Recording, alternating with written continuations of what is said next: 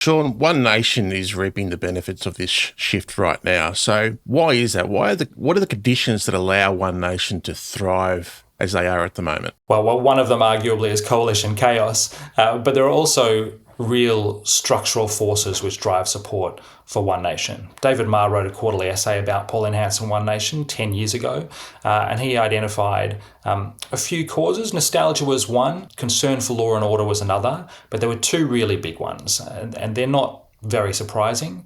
One is being anti-immigration in certain ways. Some of that can be antipathy towards migrants. Some of it might be racism. Some of it is racism. Could be, yeah. Yeah.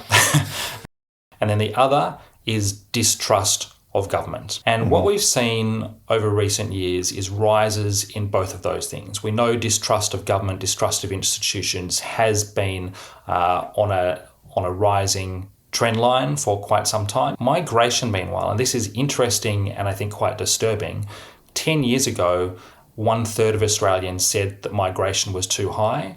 It is now over half of us who say migration numbers are too high.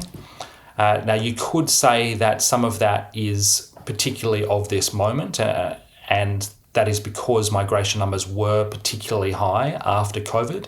But it meant that rhetoric on the coalition side really amped up about migration, and of course within One Nation as well.